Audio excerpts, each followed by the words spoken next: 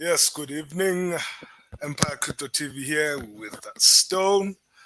We are live and we are looking at the markets. Welcome to the age of digital marketing, man. Big things are going on the market, and like to greet you all of you out there. And please to do invite some of your friends. Some informative things that we do here on the show, teaching people on the trading platform how to handle things around can be sometimes confusing. So Empire Crypto TV here to straighten out things, and we're gonna be looking at the market. Right now, I'm looking at the BTC trading at 47,000 per coin. Is it going for 50,000? Let us just analyze, but let us do some checkups as well.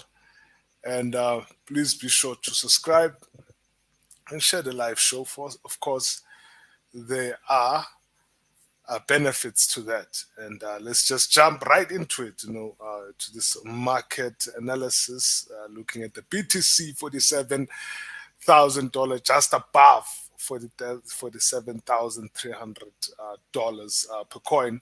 Of course, this market analysis, we are gonna be using the relative strength index now.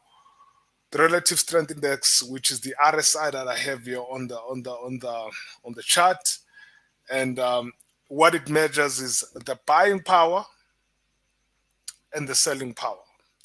Right now, the buying power is on, as we can all know that it is a bullish trend for the market as a whole.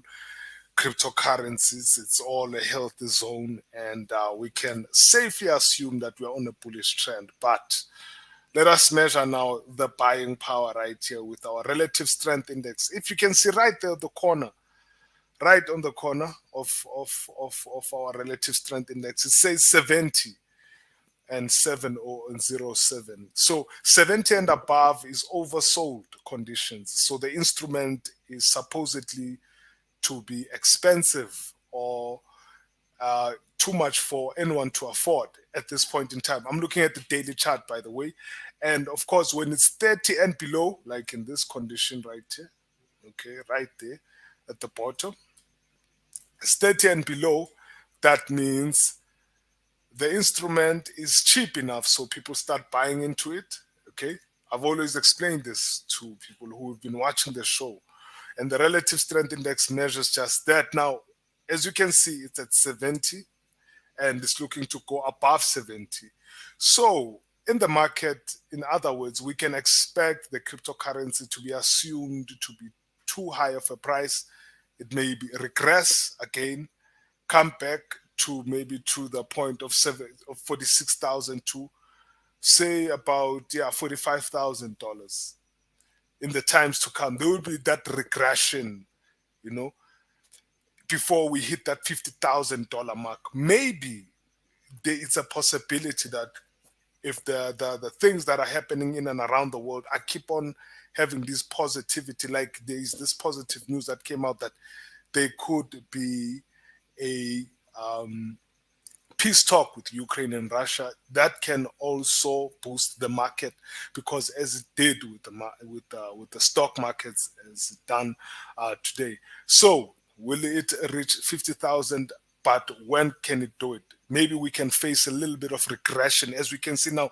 The candlesticks that you see right now, according to price action, when you start seeing candlesticks like this, now you can see that exhaustion stage. So this buying or this bullish trend, it is reaching its exhausting stage. But it did before. It's not the first time it did, but it broke through right there at the same time. And at the same time, then we have that small regression. Maybe that small regression won't last that long. Maybe to go straight to $50,000 per coin. But if you are a trader and you believe that it's gonna go to 50,000 K per coin, you can always place your limit orders. You don't have to place an immediate trade right there. But if you're a speculator, you can just keep on speculating, hoping for the coin to continue going up, because nothing really that you can do as an investor but to speculate and understand the market, how it moves, and maybe you might want to pull out. But I wouldn't advise anyone to pull out of these investments at this point in time, because we are on a bull run, because that breakthrough that happened yesterday was an important one. So I believe that Bitcoin would be going up to until 50,000 K soon. If it doesn't, maybe something else might have happened within the fundamental aspects of the market. But technically speaking, the market is quite supportive of the idea that it will go $50,000 per coin. Okay, it's crypto on the rise, man. Okay. And of course, I'm looking at Ape Coin, which is now trading at $13. It's jumped from $10 now to $13. Okay, there was a time where it traded higher than that. It was still trading at 14, but it looks to gain against it. Now, with the problem with this project, there are internal issues, and these internal issues can cause the project to be disturbed from its progress. Hence, I do advise that the Ape coin, do buy it but hold. It's not something that you can trade on and believe that it's gonna go up anytime soon, because as soon as these problems that are happening internally within the ApeCoin project, most certainly you want to start seeing the bull market. Because when the war began, it was a problem beginning and the market was going down. I remember even making shows about the bear market. But as soon as these issues become normalized, although unfortunately, the unfortunate thing that there are still battles happening within Ukraine, but these peace talks are seemingly bringing some promises, and the market is sort of like getting used to the idea of this war and all that stuff. So as soon as the things normalizes, then we can start seeing the market start pushing up again. Coin market cap sitting at 2 trillion and above, which is a good sign for Bitcoin. The market is healthy, looking quite healthy. Well, let us look at the biggest gainers. I think Luna is the biggest gainer for the day today on a 24-hour scale. Cardano, wow, just stepped up 23.41%. And 13.91% for Ethereum. Wow, okay. These smaller coins, these smaller projects, they are quite pushing. Cardano just now recently just pushed, but this is for the weekly. But on the past 24 hours, Luna has been doing quite well in the past 24 hours with more than 8% gain. Let's look at the Luna chart itself. What does it entail? Look at that.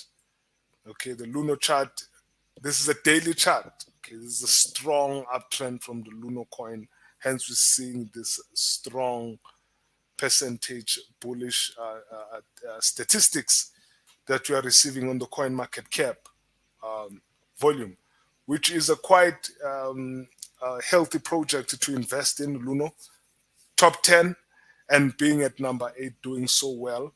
It's quite impressive. But these change.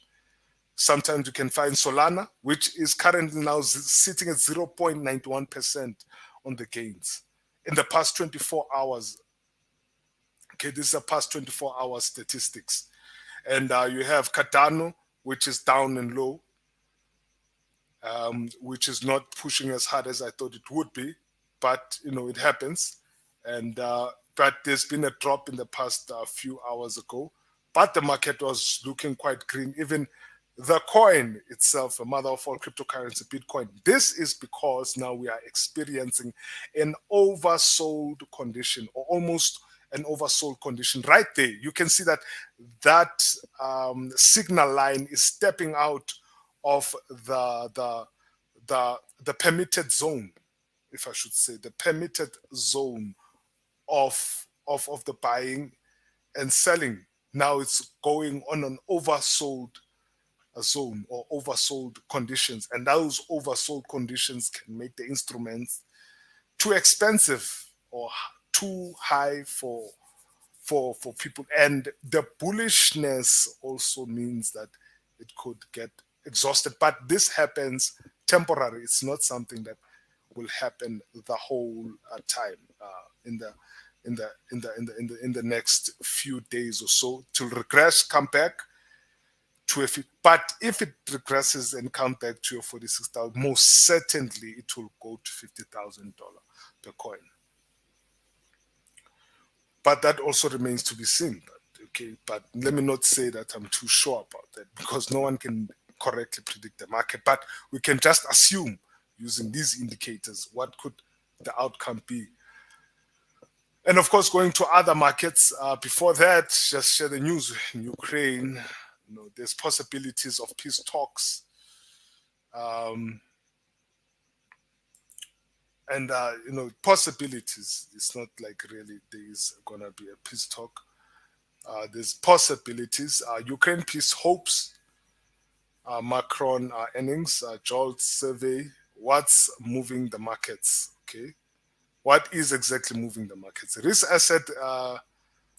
Risk assets rise and havens fall as peace talks between Russia and Ukraine appear to get closer to a major breakthrough.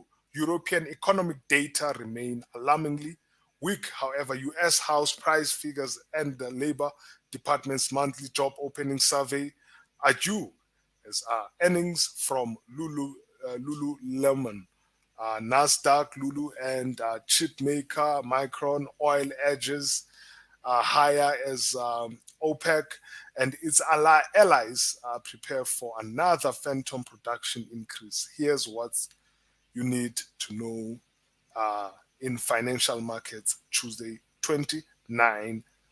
Peace talks make progress, as you can see. Now, these peace talks are rumored across, so they echo, throughout the entire landscape of the market. Traders all over the world take it as a positive sign that the market might coming back. So they buy into these financial instruments, whether it be Bitcoin, whether it be oil, whether it be most of the financial instruments, I can tell you they are on the green zone, gaining and gaining.